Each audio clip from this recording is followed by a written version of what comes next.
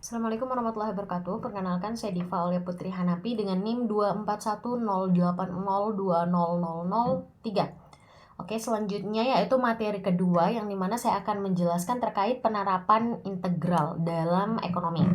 Fungsi biaya dalam penerapan integral sendiri itu ada terbagi menjadi dua, yaitu biaya total dan biaya marginal dengan rumus biaya total C sama dengan FQ dan rumus biaya marginalnya MC sama dengan C aksen sama dengan DC per DQ sama dengan F aksen Q. Biaya total tak lain adalah integral dari biaya marginal itu sendiri, karena rumus dari C sama dengan integral MC itu bisa menjadi DQ sama dengan integral F aksen Q turunan lagi dari C-nya, yaitu DQ-nya atau diferensialnya itu sendiri. Selanjutnya ada fungsi penerimaan. Fungsi penerimaannya itu terbagi menjadi dua, yaitu penerimaan total dan penerimaan marginal. Yang dimana rumus untuk penerimaan totalnya itu sendiri adalah R sama dengan FQ. Dan rumus penerimaan marginalnya itu adalah MR sama dengan R aksen DR per DQ sama dengan F aksen Q. Penerimaan total tak lain adalah integral dari penerimaan marginalnya dengan rumus R sama dengan integral MR DQ sama dengan integral F aksen Q DQ.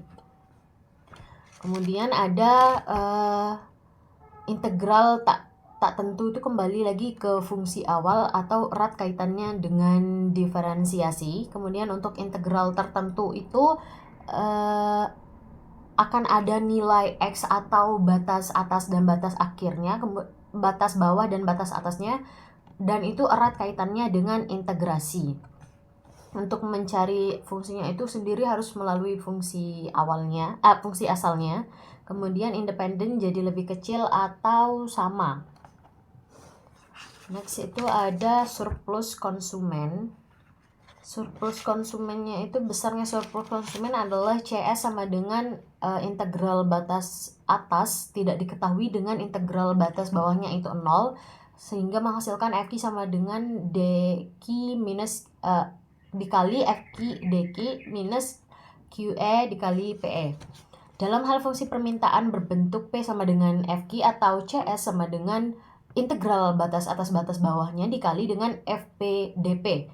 Dalam hal fungsi permintaan berbentuk Q sama dengan FP adalah nilai P untuk Q sama dengan 0 atau penggal kurva permintaan pada sumbu harga. Dengan demikian menjadikan rumusnya CS sama dengan integral batas atas tidak diketahui dengan batas bawah 0 dikali dengan FQ DQ minus QA dikali PE sama dengan integral PE P aksen plus PDP. Surplus konsumen mencerminkan suatu keuntungan yang lebih atau surplus yang dinikmati konsumen tertentu berkenaan dengan tingkat harga pasar suatu barang. Kemudian untuk biaya totalnya itu biasanya dikaitkan dengan diferensiasi atau penurunan, dan kemudian biaya marginalnya itu erat kaitannya dengan integrasi atau kebalikan dari diferensiasi, yaitu integrasi. Kemudian untuk MC-nya itu biasanya dengan dikalikan dengan erat kaitannya dengan turunan, dan C-nya itu sendiri atau nilai cost-nya itu dengan fungsi asalnya. Di penerimaan total tidak ada K karena dimulai dengan 0, tetapi boleh plus K dengan syarat K-nya itu sama dengan 0, yang dimana penerimaan total itu tidak ada K-nya itu tidak apa-apa, karena memang nilai K-nya itu sendiri bisa bernilai 0. Harus bernilai 0, bukan bisa bernilai 0. Surplus konsumen yaitu selisih harga yang bersedia dibayar dengan harga yang ditetapkan. Jadi surplus konsumen itu tidak hanya satu angka, melainkan rentang harga dari berapa sampai berapa gitu. Jadi surplus konsumen itu adalah selisih harga yang bersedia dibayar oleh konsumen kepada produsen dengan harga yang ditetapkan begitu. Kemudian selanjutnya ada surplus konsumen mencerminkan suatu keuntungan lebih atau surplus yang dinikmati konsumen tertentu berkenaan dengan tingkat harga pasar atau barang. Kemudian yang mempengaruhi surplus konsumen ini ada D, itu karena memang nilai nolnya itu dimulai dari 0 begitu ya. Kemudian untuk E dan P juga mempengaruhi surplus konsumen begitu. Selanjutnya ada surplus produsen. Surplus produsen mencerminkan suatu keuntungan lebih atau surplus yang dinikmati produsen tertentu berkenaan dengan tingkat harga pasar atau barang yang ditawarkannya. Untuk yang surplus produsen ini tidak dimulai dari nol karena memang nilai K-nya itu ada begitu. Selanjutnya untuk contoh penerapan ekonominya dari penerapan integral ini dalam ekonomi. Contoh kasusnya itu menghitung total pendapatan dari fungsi permintaan begitu ya. Sebuah perusahaan menjual sebuah produk dengan fungsi permintaan sebagai berikut, yaitu PX sama dengan 100 minus 2X, yang dimana PX itu adalah harga per unit dalam ribu rupiah. Kemudian nilai dari 2X-nya itu merupakan jumlah unit barang yang diminta dan dijual gitu. Perusahaan ingin menghitung total pendapatan jika mereka menjual antara 0 hingga 20 unit barang. Kemudian untuk cara mencarinya yaitu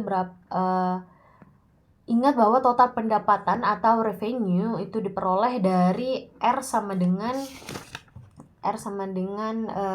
integral MR dq sama dengan integral F aksen Q dq begitu ya. Jadi karena perusahaan menjual dari 0 sampai 20 unit itu, maka akan menghasilkan 1.600 produk begitu ya. Karena di sini penerimaan totalnya itu sebesar 1.600. Untuk total pendapatannya itu 1.600 rupiah dikali dengan jumlah yaitu 100 barang tadi, sehingga menghasilkan 1.600.000. Integral digunakan untuk menjumlahkan seluruh area di bawah atau batas bawah kurva harga terhadap jumlah yaitu total penerimaan penjualan. Dalam kasus ini meskipun harga berubah sesuai jumlah, integral tetap bisa menghitung total pendapatan yang akurat. Misalkan contoh penerapan lain integral dalam ekonomi yaitu total biaya produksi dari fungsi biaya marginal. Kemudian ada konsumsi agregat, menghitung total konsumsi rumah tangga dari fungsi konsumsi. Dan yang terakhir itu ada surplus konsumen dan produsen, menghitung area antara kurva permintaan atau penawaran dan harga pasar. Sekian dari saya. Wassalamualaikum warahmatullahi wabarakatuh.